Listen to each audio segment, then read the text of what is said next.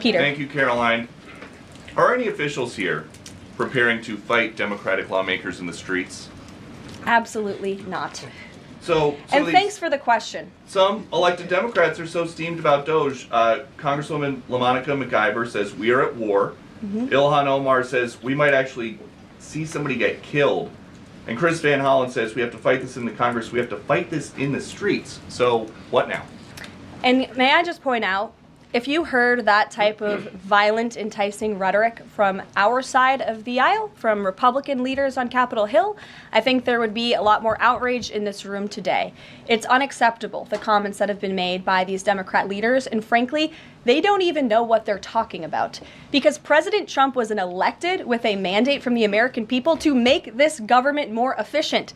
He campaigned across this country with Elon Musk, vowing that Elon was going to head up the Department of Government Efficiency, and the two of them, with a great team around them, were going to look at the receipts of this federal government and ensure it's accountable to American taxpayers. That's all that is happening here. And for Democrat officials to incite violence and encourage Americans to take to the streets is incredibly alarming, and they should be held accountable for that rhetoric. It sounds like something that they're most concerned about is Doge engineers with access to Treasury systems. Can you clarify, do the Doge engineers have read-only access in these systems, so they are not allowed to write new code? No. They are not, okay. No.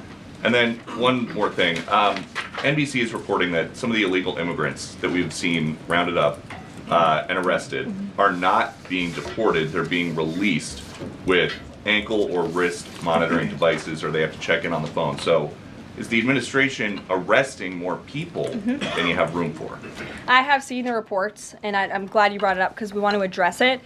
There have been a total of 461 illegal aliens, this is of this morning when I got this information from DHS, that have been released from custody of the more than 8,000 that have been arrested since President Trump was inaugurated. It's less than 6%, and there are reasons for their release. Some of the factors include a lack of significant likelihood of removal in the foreseeable future, lack of detention availability, which is something this president and this administration has been incredibly vocal about.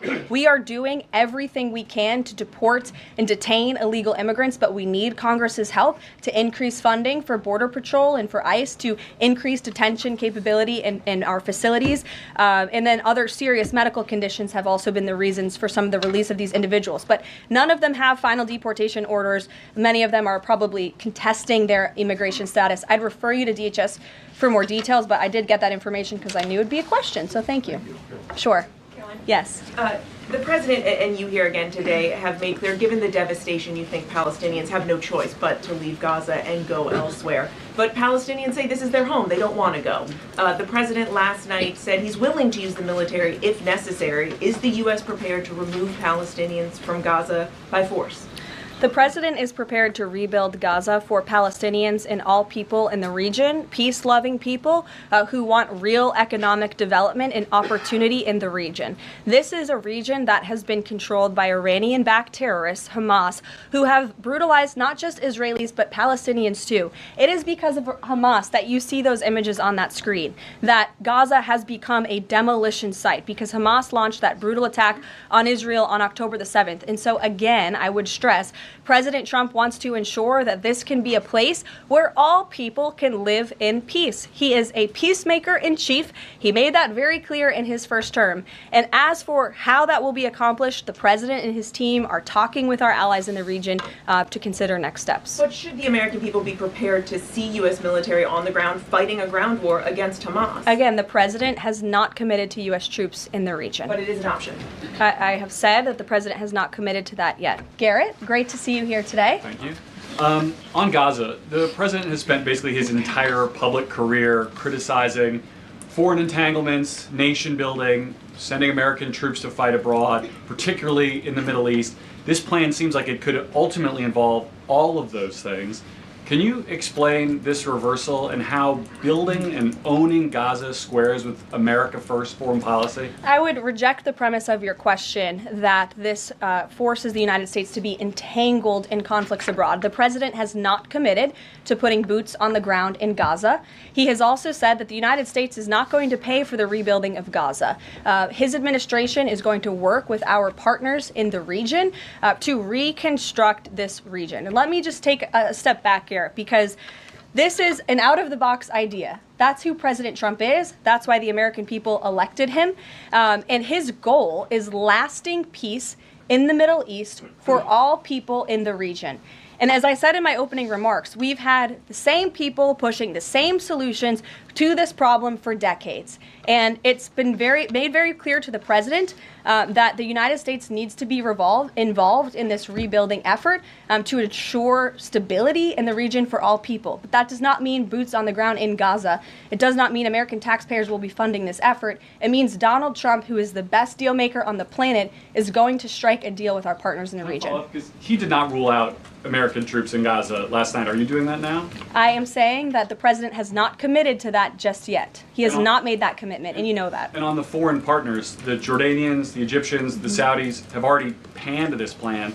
What foreign partners, if any, have expressed any interest in being part of it? Well, the president has said he's been socialing this idea for quite some time. He's been thinking about this. He said in his remarks last night, this was not a decision or an announcement that he takes lightly. And the president has already spoken to the President al-Sisi. In fact, that was his first foreign leader call. He's meeting with the King of Jordan, King Abdullah, next week. He spoke with the King of Bahrain. He spoke with the Crown Prince of Saudi Arabia. And he has made it very clear, he's been very vocal, that he expects our partners in the region, particularly Egypt and Jordan, to accept Palestinian refugees temporarily so that we can rebuild their home. I'd like to show you some images of Gaza that were taken.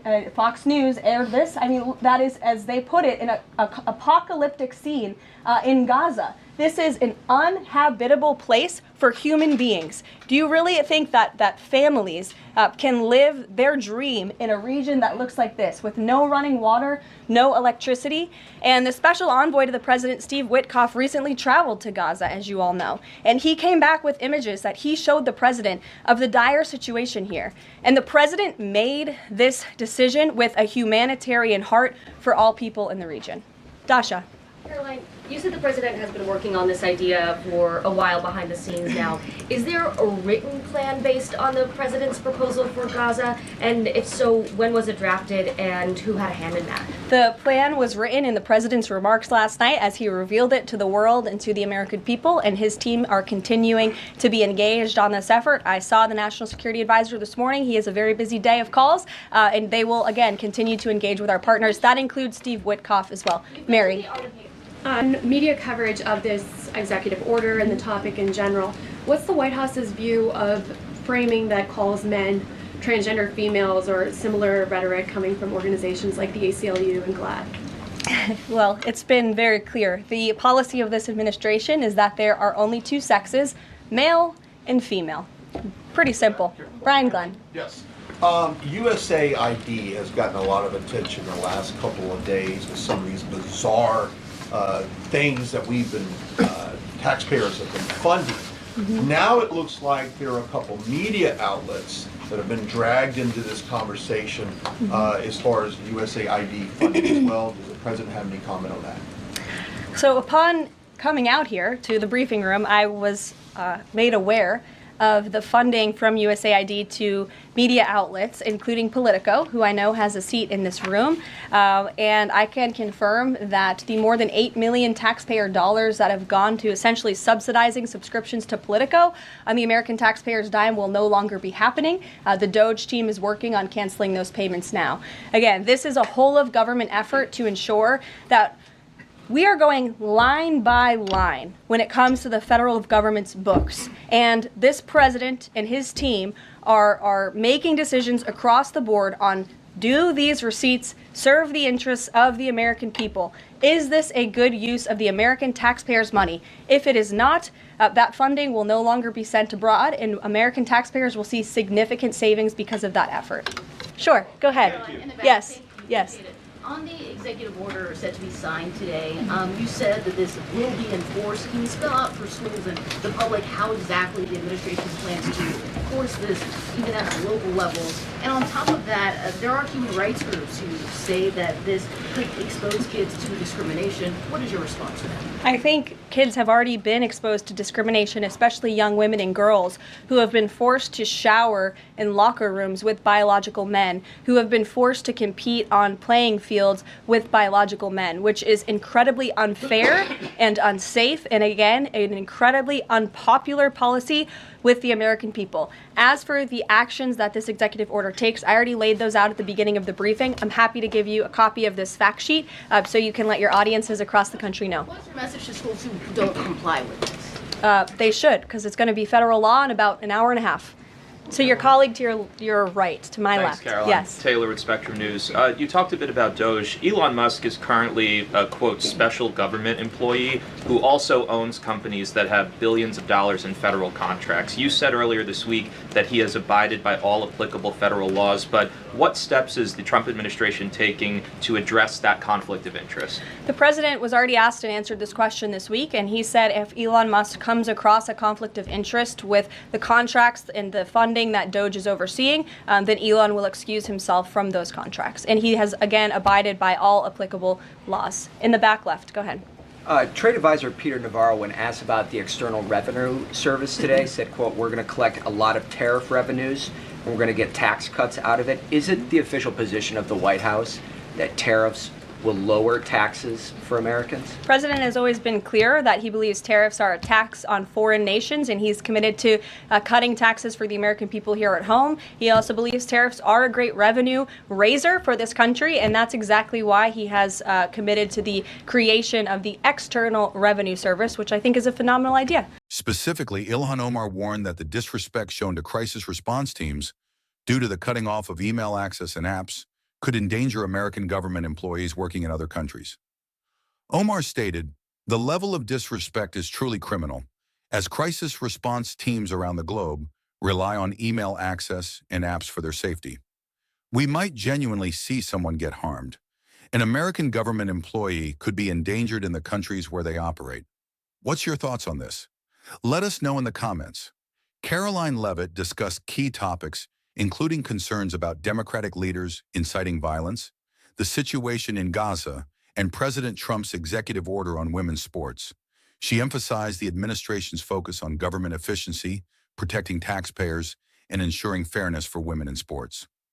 Levitt also addressed Elon Musk's involvement with Doge and clarified the president's position on conflicts of interest.